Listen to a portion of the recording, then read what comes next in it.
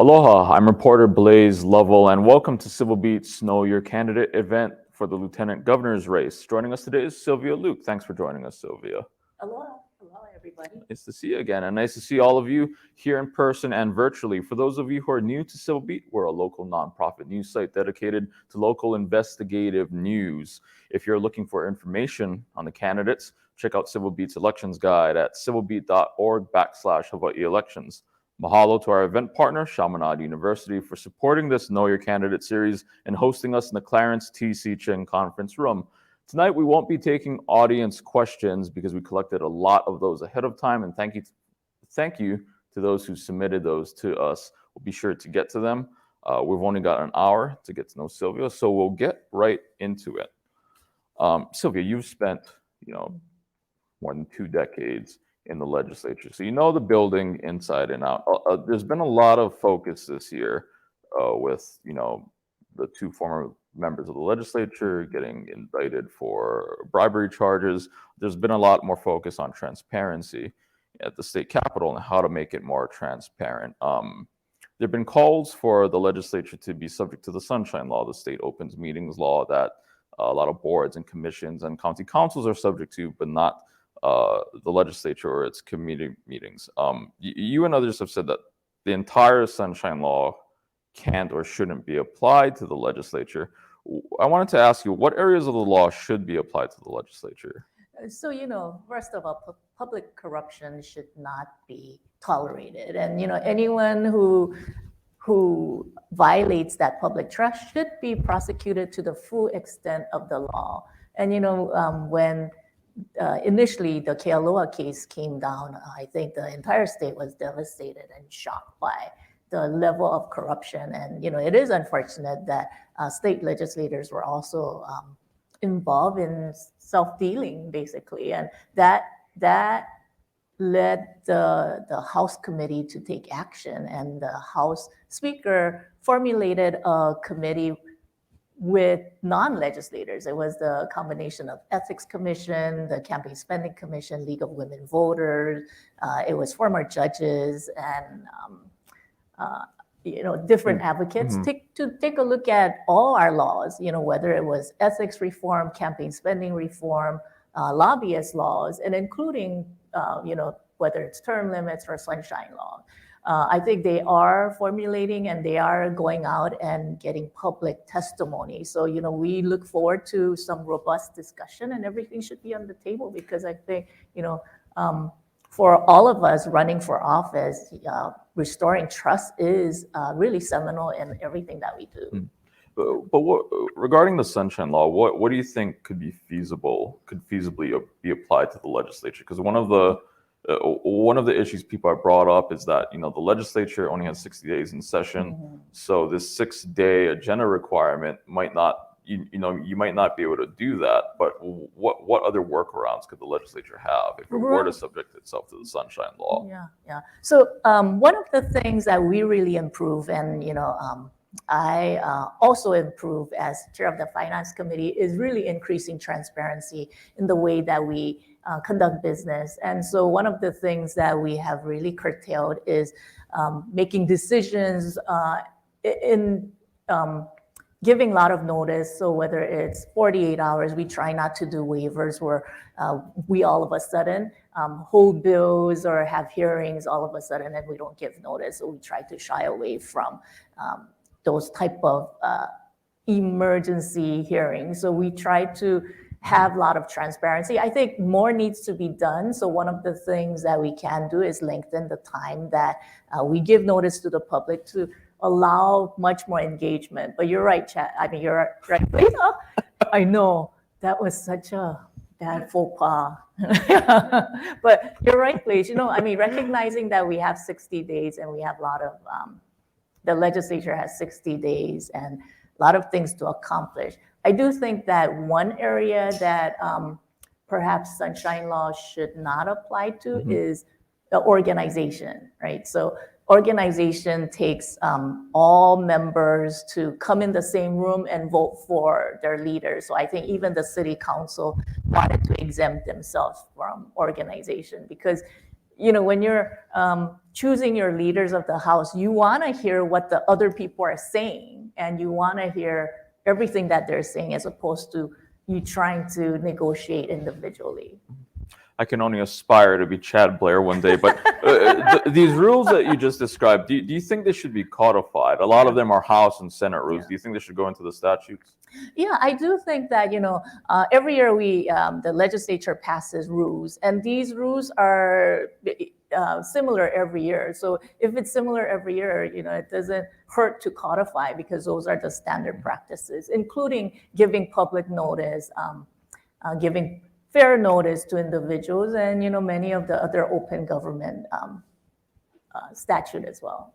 What about conference committee? A lot of times outsiders could view that as just like a black box that laws disappear into. How do you think that could be opened up more? Yeah, conference committee is really a time where the House and the Senate come to an agreement and try to work out differences. And even that, there has to be a substantial number of amount of notice. And, I think we can do better.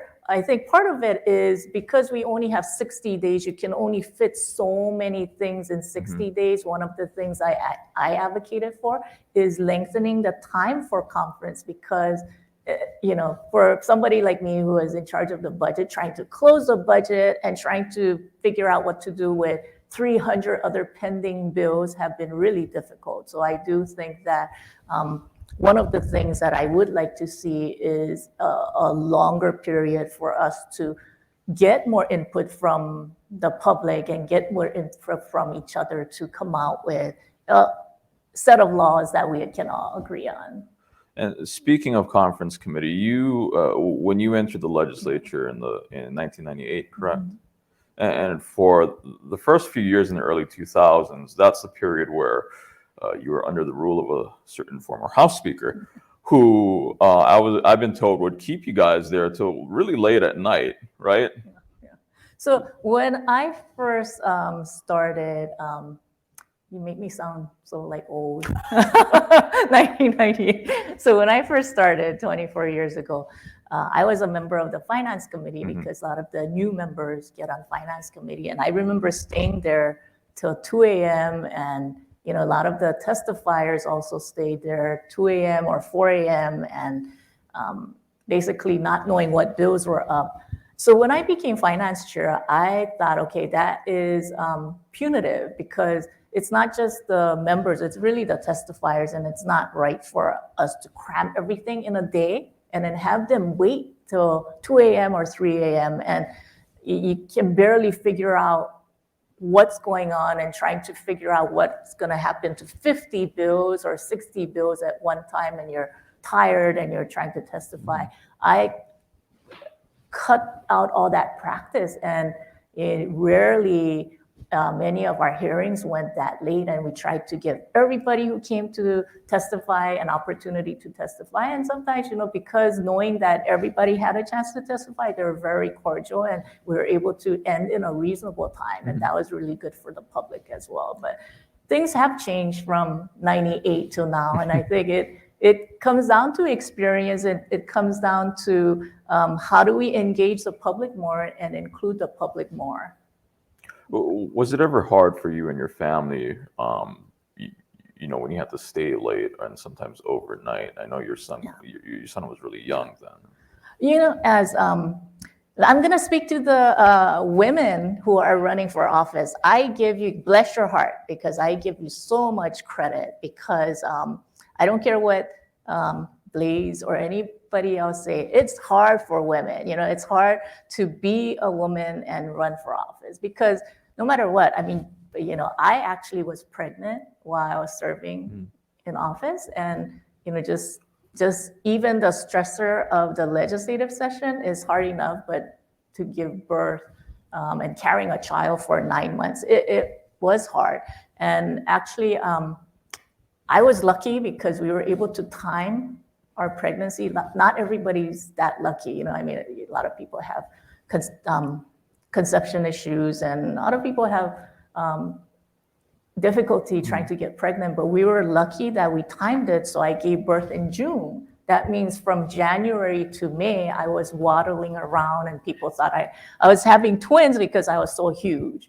But I remember being vice speaker at that point. And as vice speaker, you had a responsibility to run the floor session. And there were so many times where the Speaker of the House at that point was Calvin Say, and I was the vice speaker. And I ran floor session on his behalf, and there were some times where I would have to go pee because you know how it is when you're 8 months pregnant, 9 months pregnant, and it would be 5 minutes, and I would say, okay, I gotta go. And then the men, my male colleagues, had no idea why I had to pee so often, but it's something that I think women Who knew understand. you're human? Yeah, but your baby's head is pushing up against the bladder and you gotta pee every 5 minutes, and people thought, oh, does she have some kind of a bladder problem? But no, it was the pregnancy. But I gave birth, and throughout my career, my son saw me in office. But one of the things that was really important for me was I made sure that I don't miss out on my son's life. So he played all kinds of sports, and I made sure that I attended all of his games when I could, and all his activities, because you never get that chance in life. And so women out there, kudos to you, keep going. And so this year, one of the things that we did was have childcare, and having a kid should not prevent females from running for office. So one of the things that we passed this year was to allow campaign funds to be used for childcare expenses, because we don't want that to be an impediment. And right now, when you look at the kind of the female-male disparity in the House and the Senate, I've been in office for 24 years, but we have not been able to increase the number of elected women. I mean, look at the judges. I think we're working towards parity, but as far as elected women, we're far from parity. Right. You brought up childcare, and I actually wanted to go there next. Yourself in the legislature have helped direct funds to, build out more pre-K classrooms and put them online. You've talked about wanting to see the state get those out faster and in greater quantities. I was wondering if you could talk a little bit more about how, exactly you would encourage that if you're elected. Yeah. No, that's an important subject. In 2020, that was the first time, Blaze, I don't know if you remember, where the first time the House and the Senate and the governor had an agreement, and we agreed on a set of bills. And that was the first time in my 24 years where you had the governor and the legislature agreeing so early in the session to pass something. And one of them was access to early learning, to make sure that all 3 and 4-year-olds would have early learning access in 10 years. And that was important, because one of the things that we found was that childcare expenses was one of the largest expenses for a family. It wasn't just about housing, it wasn't just about transportation, it wasn't just about taxes, but it was childcare. And providing free preschool can take care of so many people around the state. Right now, only 50% of our preschoolers or eligible preschoolers are going to preschool. And if you think about, Title I schools, or if you think about, test scores throughout, the 50% numbers keep coming back. So it's really important to give these kids who don't have access to preschool a leg up, just like everybody else. So after we passed the law in 2020, what we did this year is we went back to the law, and I helped fund $200 million, set aside $200 million to build preschools. What that means is working with Kamehameha schools and Castle Foundation and others who are really interested in the subject. They helped me do some research, and for every $1 million you can retrofit a current classroom for $1 million. So there are classrooms in the Leeward Coast in Nanakuli, and there are classroom actually in Lanai that can be converted. So if we spend $1 million, that amounts to 20 new seats, and we can do that right away. If you want to create new preschools, or if you want to build new preschool, that costs $2 million. So with $200 million, that's automatically 2,000 to 4,000 new seats, and we need about 15 to 20,000. So it's not insurmountable what we're trying to do. So what I want to do is work with what's known as a new agency called the School Facility Agency that got the School money. Facilities Authority, right? Right. To help them identify where some of the unused classrooms are, and also at the same time work with private entities and even charter schools. Charter schools, I think, has a great opportunity to give us access, because unlike building new schools in neighborhoods, charter schools can go anywhere. And so I think this provides so much more flexibility in building out a lot of preschools in a very short amount of time. Where would these preschool classrooms be? Would they be in public school facilities, or would they be on private lands or private buildings? Where exactly would they be, located? Not geographically, but like what kinds of buildings would they be in? So the easiest ones would be preschools at the current schools. So for instance, at some of the schools out in the Leeward Coast, including the Waianae Nanakuli complex, they've already identified unused classrooms that can be converted right away.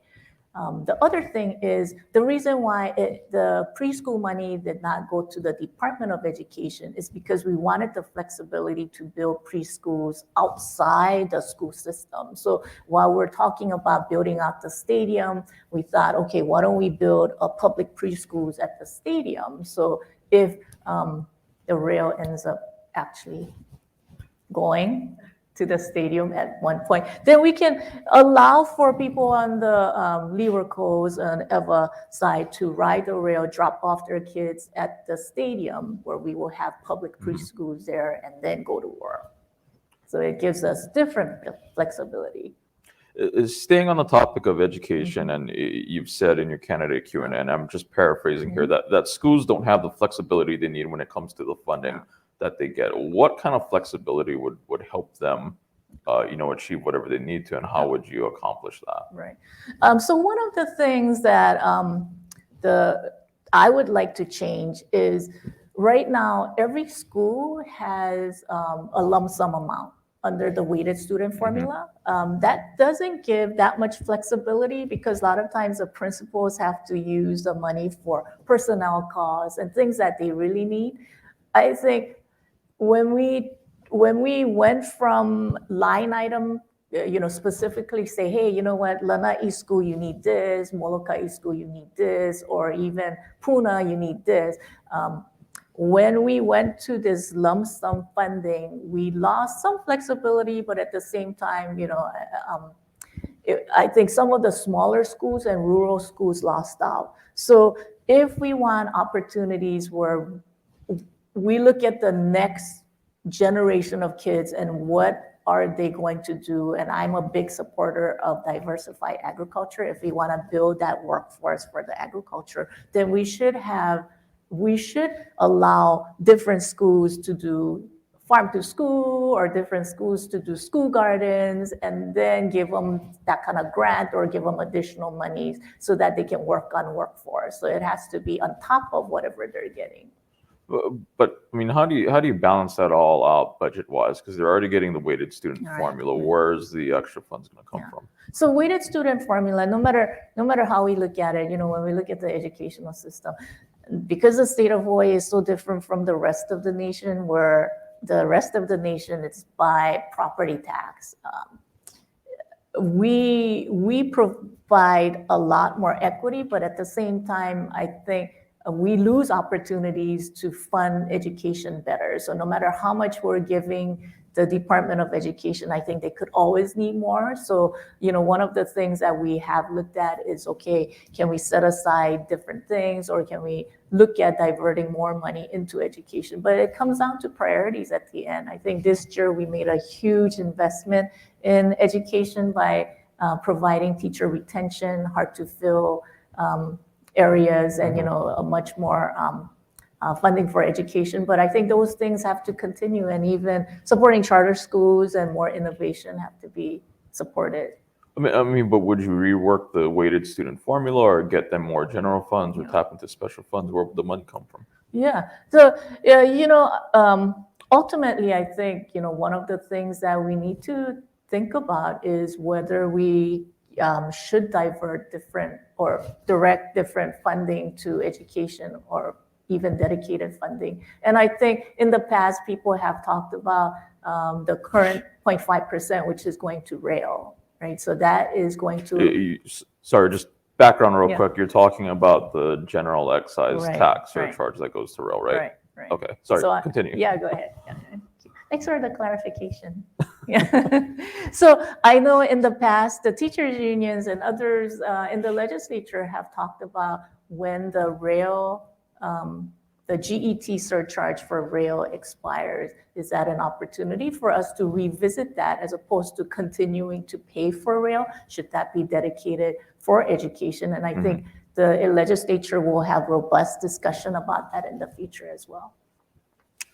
Interesting. You brought up agriculture, and it's been talked about a lot in this race and in other races, and really this election season. And we've got a few questions from readers on it. But I wanted to bring up something that you pointed out at last night's debate on KITV. You talked about hearing a lot of problems from different farmers across the state, and traveling and talking to them. What kind of problems are you hearing from them? What do they want from the state? Right. So some of the problems that we heard, especially on the Big Island, whether it's from Kohala side, the ranchers out at Kohala, or the small family farmers out in Hilo, they are very frustrated because when the state provides lease land to farmers, it's only for so many years, right? So 65 years. If they're family farmers, when you're going up towards the end of the lease, there's no financial institution that's going to invest in you if you only have 7 more years in your lease. I mean, that's, no one's going to do that. So one of the things that that we were trying to do, which unfortunately the governor didn't agree because he ended up vetoing a bill, is to provide the Department of Agriculture the flexibility to extend the lease, especially when these are productive farms, these are small farmers, and these are farmers and ranchers that have been put in so much money to help their family farms or the farming industry, and then to think that 7 years later they're going to lose the lease, and then everything that they work towards, it's not going to be there. It doesn't encourage family farms to encourage their future generation. It's hard enough to get your kids, especially your farmer, to get your kids excited about continuing the family farm, and something like that is really detrimental to a lot of the farmers. The other thing is, this is really unfortunate, but some of the ranchers have said that it's cheaper to ship your cattle to the mainland to get slaughtered, as opposed to waiting in line for a space to be slaughtered here. And that adds to shipping costs, that adds to a lot of costs. So I think those are some of the issues that we need to work on. You brought up slaughterhouses. Would you be pushing for more state infrastructure for slaughterhouses, or things like water, or other things to help farmers? What exactly are you proposing? Yeah. So it has to be more accessibility. So, we had slaughterhouses in the past, but first of all, if you're from the east side of the Big Island, it takes time for them to drive their cattle and then get it slaughtered on the west side, and vice versa. So, one of the things that we can look at, and we have looked at in the past, is mobile slaughterhouse, where the slaughterhouse goes and, depending on where the needs are, become more accessible and available to ranchers.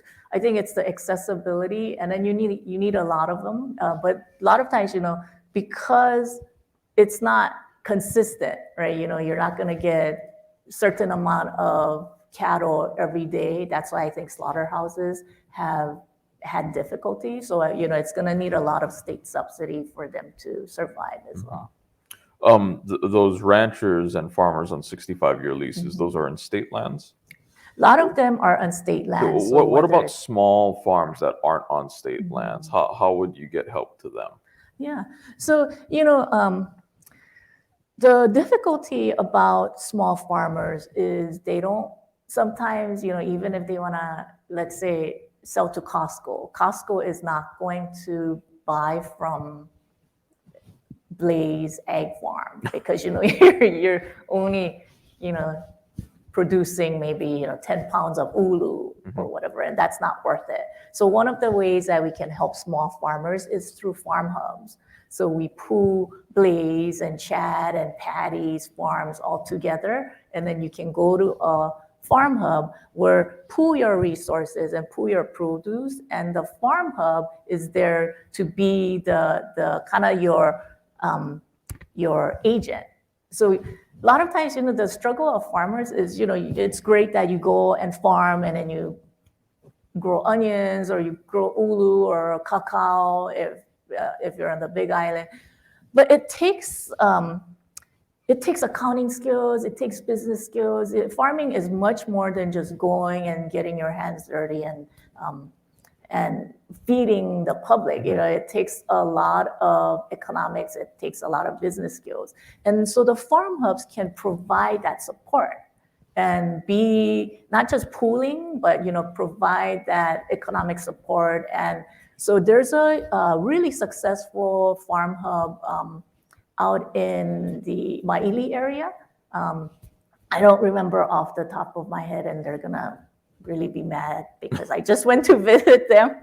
But they have a system where they pool from so many different farmers, and they go and negotiate with Costco. They go and negotiate with the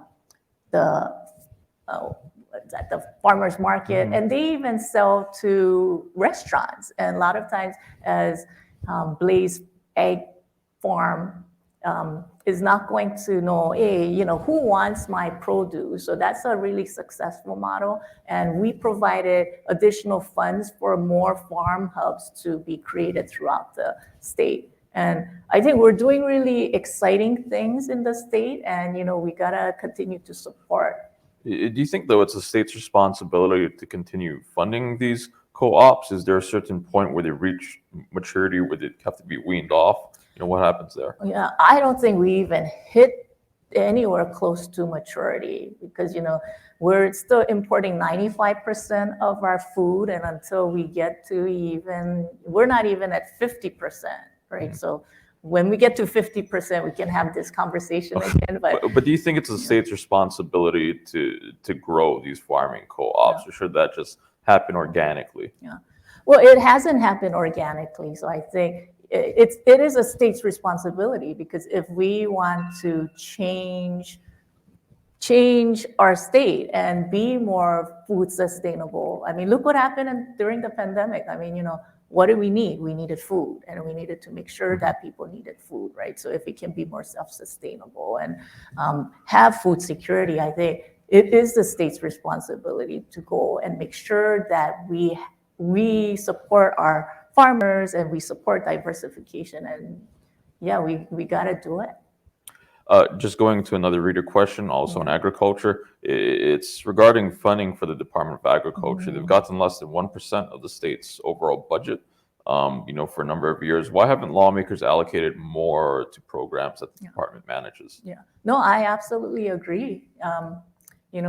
I think the two departments that I feel really bad for, that I supported in the last several years, was Department of Agriculture and Department of Land and Natural Resources. Because Department of Land and Natural Resources, people will instinctively care about, human services, health. People will instinctively care about education. When it comes to natural resources, it's kind of a second thought a lot of times, and I put substantial amount of interest and funds to boost the Department of Land and Natural Resources.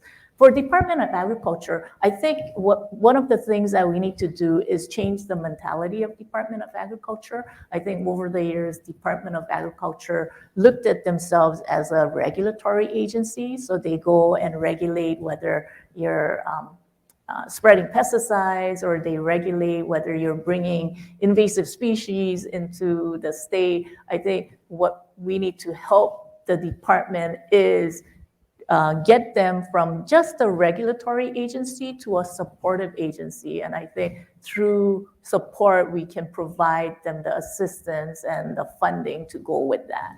But those two departments, you said you felt bad for them, but you're the House Finance Chairwoman. Why not direct more funding toward them? Yeah, so as I was saying, Department of Land and Natural Resources saw a significant amount of increase in funds during my tenure. I think, especially when you're dealing with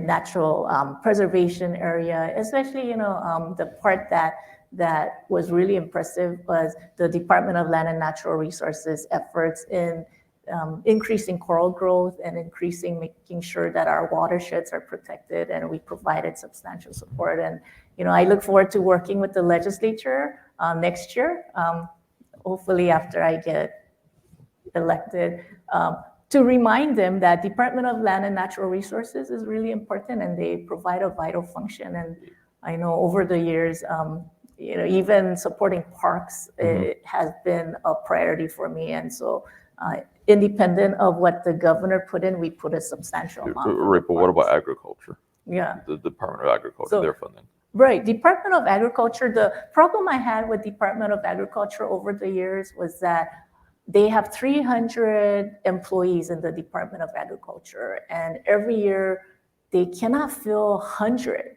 So it's 1/3 of the department that remains vacant. So one of the things that I have been stressing is you have to use up all the money that we give them, because we provide them, let's say you provide them with 100%, they only spend 65%. So I think one of the things that we have to work with the Department of Agriculture is making sure that they fill all these positions, and that has been the biggest struggle. So no matter how much we give them over the years, they have not been able to fill and then spend. So that's something that we have to change. Moving to another topic, broadband. You've talked about it quite a bit this election season, but the governor is vetoing $200 million that would have gone to UH, I think, to manage broadband infrastructure.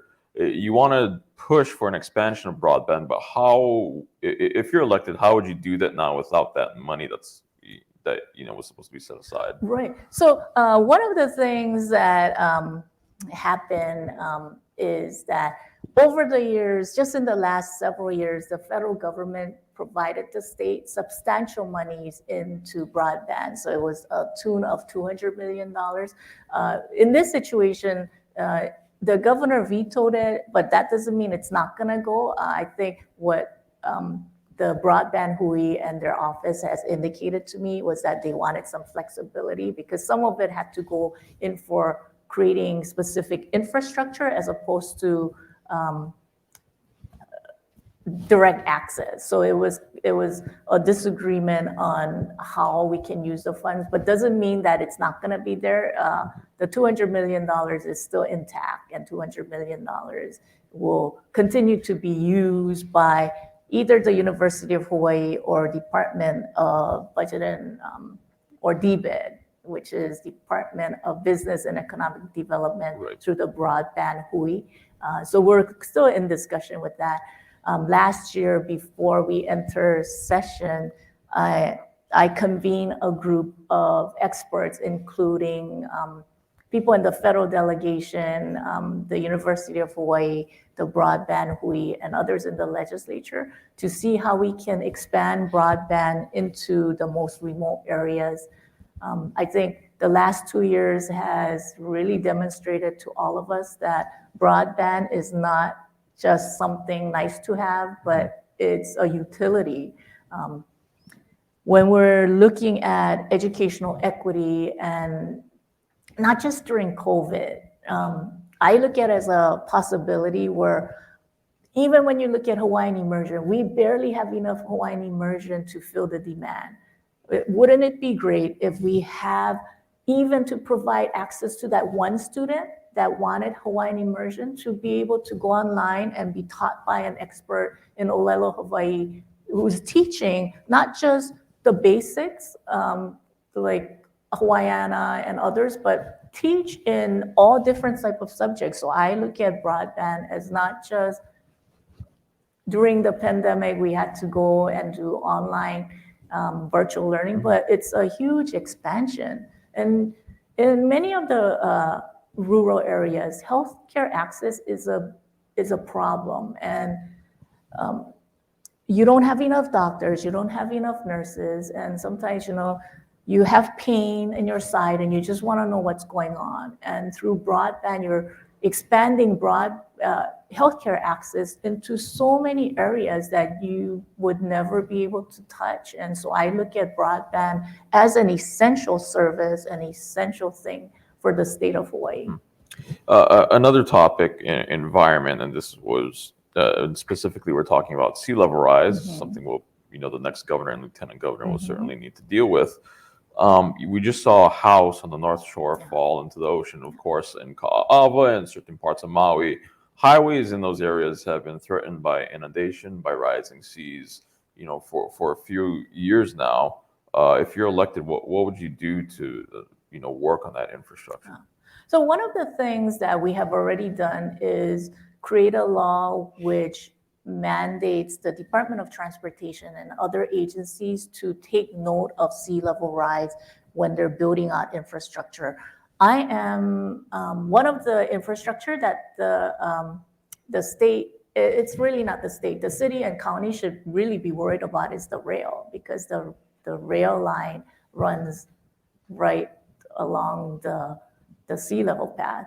But good, I think one of the things that Mayor Blangiardi did was redirect that conversation in a different way, because now he's saying, okay, it's going to be, at least for now, stopped at downtown, which may avoid that sea level issue. But that should be a concern for many people. And as we work with the departments on how we need to invest basically billions of dollars in dealing with sea level rise. I mean, look at Waikiki. They predicted Waikiki is going to be underwater in, several decades from now. How do we deal with that? Waikiki is our tourist, the mecca of tourism in Hawaii. And we have to already start planning for these issues now. And so we will be working with all state departments before they build even schools, even highways, even hospitals or jails, because a lot of our jails are in a flood zone. We have to think about not just climate change, but sea level rise. How is that impacting? Just in one specific example, though, in Ka'ava, where the sea is literally sometimes coming on to Kamehameha Highway. What are we going to do there? Do you want to relocate the road? Should homes be moved, or should property be condemned? How do you solve that one situation? That's a really difficult issue, and it's going to be something that we have to grapple with. I mean, this isn't the first time it happened, right? It's been happening over the years, and even in Waikiki, you have a lot of erosion where they're putting brackets to ensure that they have beachfront. But in that situation, it may have to lead to condemnation and definitely rerouting of the infrastructure. Individual homeowners, I think we have to come to a solution on what happens, because this wasn't the first time it happened. What was the other time it happened? I think erosion has happened over the years. You meant just erosion recently. And then I wanted to go back to Waikiki and, downtown Honolulu. You've probably seen those projections that show, the water coming right up to the state capitol. What are we going to do about, our tourism district and, the state's, main city? So that, as I said, that is a concern, right? Because over the next decades, several decades, they're showing that, Waikiki could be underwater. I think we got to already start planning for that. And that's why, we passed the law saying, hey, for all the departments, we need to give notice that we have to start planning for that. It's kind of like unfunded liability. You cannot wait until it turns into a $15 billion liability for the state. We have to already start making investments and making changes now to address these issues. Kind of still sticking with Waikiki, this next topic is tourism. On tourism, yourself and other candidates, you said that you support HK's efforts at managed tourism, at developing a managed tourism plan. What does that look like to you? What does managed tourism look like to you? Yeah, no, that's a really good question. Managed tourism cannot be one size fits all, because managed tourism is different for every community. And, don't even talk to people from Lanikai or North Shore. Managed tourism for them is all about not being stuck in traffic for 2 hours while they struggle to even get out of their place. Managed tourism for people in East Hilo, because social media has been so great at introducing tourists into uncharted territories, there is this hiking trail called Narnia in Hilo, and the residents in that area don't want tourists in anywhere near that hiking trail because it goes through their properties, it goes through a residential area, and it should not be there. But you have a situation like Haena, in Haena Park, before the pandemic, there were tons of tourists going to Haena Park where residents couldn't even enjoy going and spending time at Haena, but we found a way working with the community to have a reservation system. You can only go through a shuttle. There's limited amount of parking, and people are having to pay for parking and pay for shuttle system if you're a non-resident. So the reservation system works like this. There's a 50% cap. So once they only allow 50% of that day only reserved for tourists. So once that is capped, then no more tourists can go. So 50% is left to the residents. And for the first time in so many years, residents are now going back to Haena, and they said, oh, this is so terrific, and they're appreciating the fact that tourists are there too, because the money that is collected from the shuttle and parking fee, those monies are going directly into the communities to improve and helping the area parks and helping a lot of the cultural and Native Hawaiian practices in the area. That is the model for some areas that the community just don't mind sharing and being a host to visitors. But in other areas, it's really about enforcement. So one of the things that I'm looking at is, we talked about green fees, right? We talked about assessing green fees on every visitor so that the monies can be used for enforcement and managed tourism and returning it back to take care of our land. The other thing is the amount that we collect from the hotel tax.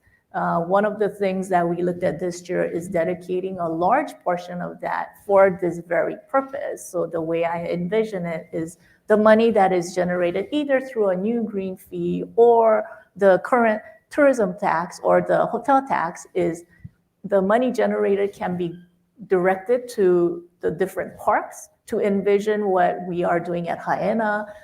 If we can hire park rangers and then place them throughout the park so they can be educated, if visitors go, they can be educated on different type of areas, and they can get a really good experience. And the benefit of that is, I think, it irritates residents when there's another rescue where somebody is getting lost somewhere. And if we have park rangers throughout all these parks and tourist attraction, then you can avoid first responders from spending their time rescuing, because we can preempt some of those things as well.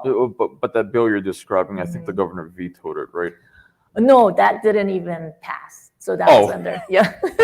So you're just describing an idea that didn't make it yet. Yeah. Okay. So that didn't even get to the governor's desk, because it was a concept that we're still talking about. So that's why I think, it's a concept that we should continue to talk about and we should continue to look at. Okay. Along that funding line, though, last session, you and other lawmakers, you yanked the funding for the Hawaii Tourism Authority.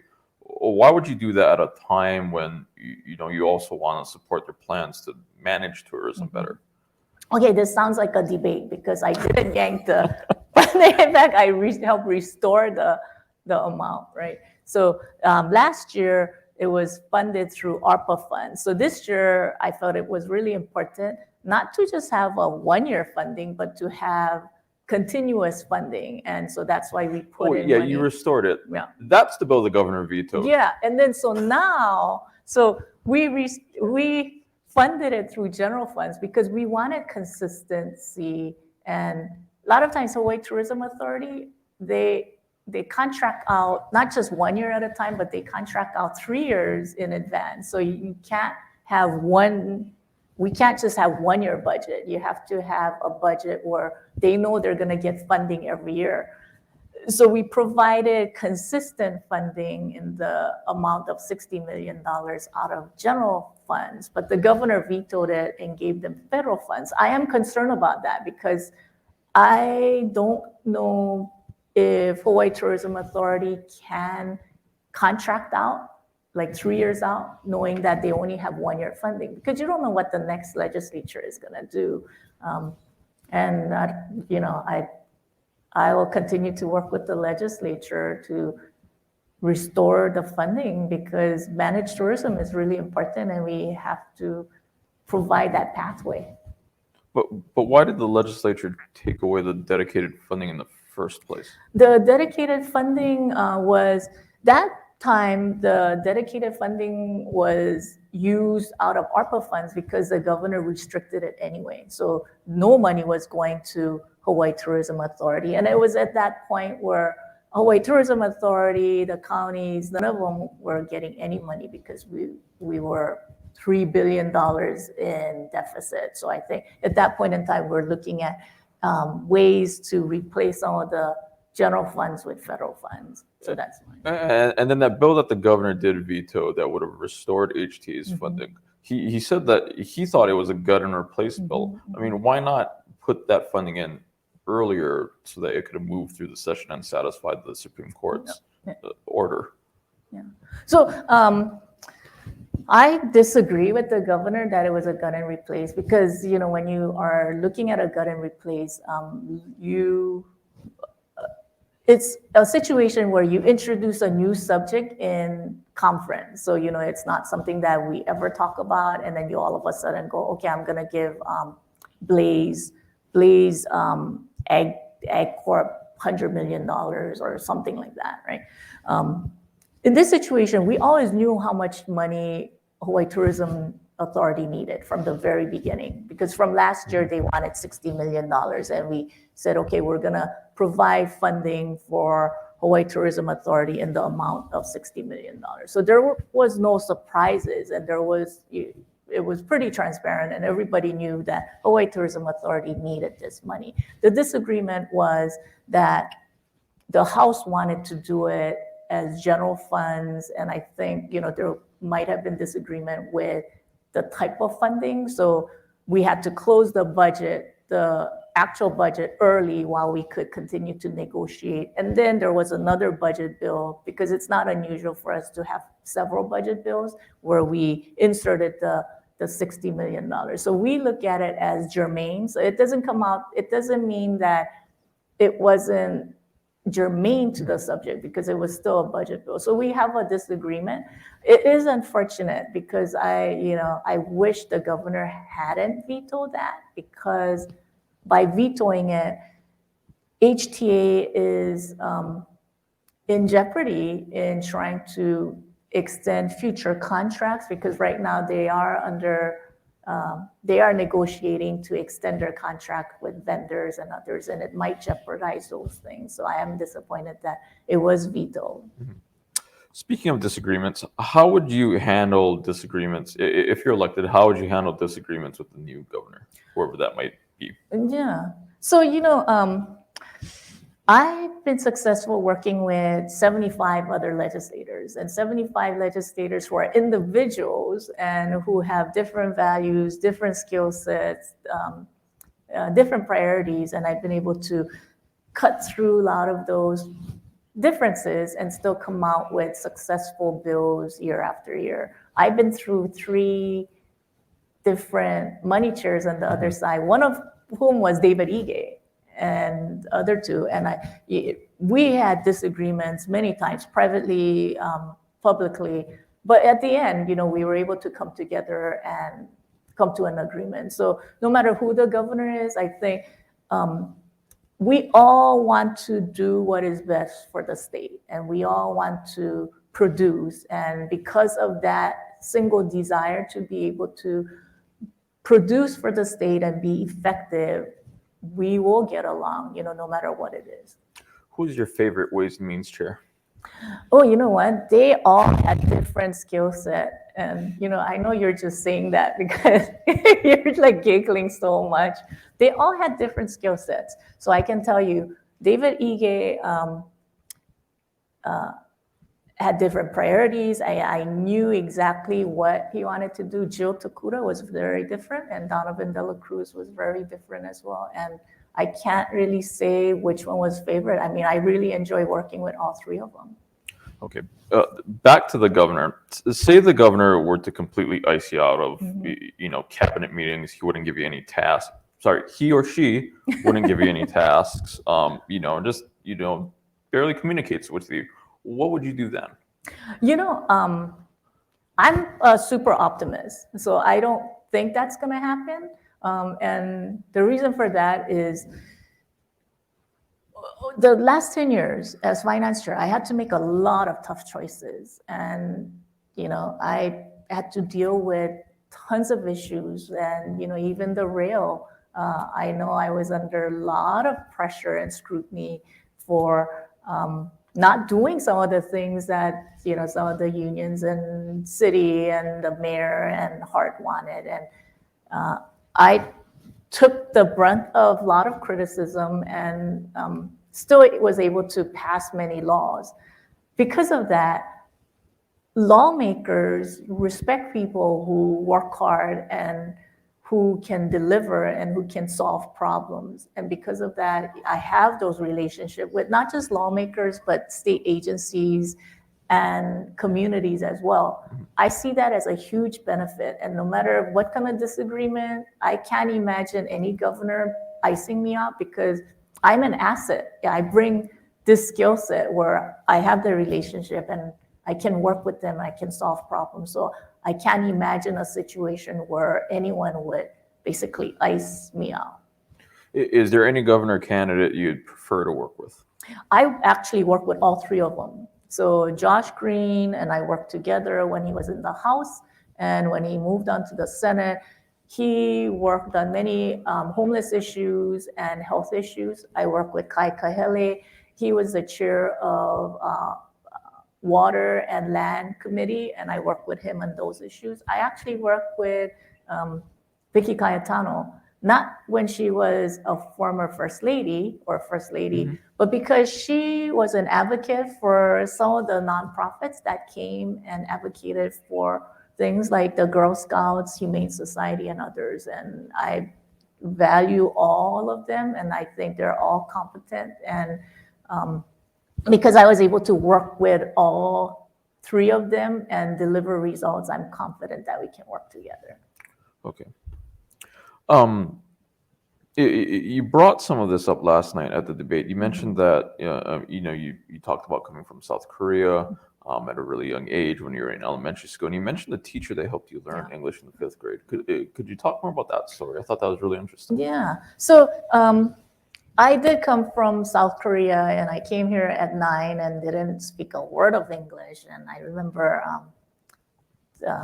even before I went to school, my first day at 5th grade at Kamehameha Elementary, my dad used to draw on a piece of paper to teach us English, draw a apple with a corresponding A. So I would go to the bathroom and there was an A with an apple, and all summer, there were all these papers all around the house, and that's how he tried to get us ready for school. Clearly, A for apple or B for bat wasn't good enough to learn English, but my teacher refused to send me to English learner class. And she said, you're not gonna benefit as much as you sitting down with me just like this, and I'm gonna teach you English. And I remember later on when I watched like a Helen Keller story, she did she put her finger on my mouth and say, okay, no, this is how you're supposed to form your mouth. And she spent so much time every day after school. And that was my first experience of how special this place is, because she didn't have to do that, and she wasn't getting paid, and she didn't know me, and she just did that out of the goodness of her heart. And that just moves me still today. And I mean, I just can't thank her enough, because I wouldn't be who I am now if she didn't take the time and made me realize that somebody from South Korea, not knowing anything, I had value, and then she took the time out of her own time to do that for me. You ran for student government at Roosevelt High. You were ASUH president when you went to UH. But was there a certain moment in your life, like a speech or watching your parents or something that happened in school that inspired you to get into politics? It's not just about my teacher in 5th grade. It's just growing up, looking back, I thought, wow, how did my family survive this? But looking back, kids are resilient. So my dad had a stroke when I was in high school, and it was a debilitating stroke where he was paralyzed on the left side. And for 2 years, my mom was a caregiver, in addition to taking care of all of us. But no matter how we struggled, or, I was taking care of my brother and sister, and I had a part-time job so I can help pay for bills. And I remember those things, but I never felt that we were really needy or we were, destitute, because she always reminded us that no matter how little you had, there were always people who needed help. And so I think from early on, she just instilled on us that you gotta go and help others. And she supported me when I decided to run for office 24 years ago. She supported me when I ran for ASUH, and she never made me feel like, okay, don't do those things because that's gonna detract you from taking care of your younger brother and sister. So it was really her pushing us to serve others. And I think part of it is her strong Christian background. It was her desire to reach out and help others and take care of others, take care of sick people in the church, take care of the elderly people in the church, that made me who I am. And so I'm a lawyer, but I gave up a full-time lawyer practice so that I could dedicate my life to public service. And I'm sure, my husband's probably thinking back going, oh, why did you do that? But I think that's why, I really am grateful for this place and for Hawaii, because this is kind of like the American Hawaii dream, right? An immigrant has a better life, has a better opportunity, and is running for lieutenant governor. I mean, I'm so grateful. Right. Okay, we're coming up on time, but I just got a couple real quick questions for you. You spent some time in the Bay Area in law school, right? So I've got to ask you, Giants or Athletics? Oh, Giants.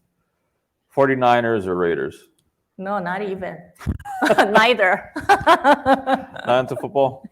No, I'm a Dallas fan. I'm so sorry, people out there there are a lot of Dallas haters, but when I was growing up, that was the thing. And then My husband is a big Giants fan, but when I was growing up, the only thing that we could watch was TNT. So I watched Braves the whole time. So, you got the Glavine, Maddox and Smoltz. I mean, that was the dream team. So sorry, everybody. I'm a true blue Dallas and Braves fan, but I prefer the Giants. Well, from a Green Bay Packers fan, thank you for joining us today. Thanks for your time, Sylvia. Thank you. Thank you to Sylvia for sitting down with us for today's discussion. There's 2 more candidate events just like this, so you can get to know your candidates for Lieutenant Governor. Up next tomorrow is Sherry Menor McNamara, and next Monday is Keith Amamiya. Both of those are at 6 p.m. We'll also be hosting Know Your Candidate events for the congressional races for Congressional District 1 and 2. You can register for those at civilbeat.org/events. Again, check out our elections guide. That's at civilbeat.org/Hawaii-elections. And mahalo again to our supporters, those of you in the audience, those of you tuning in online, and everyone who joined us here at Chaminade University. Good night. Yes, you can clap. You can clap.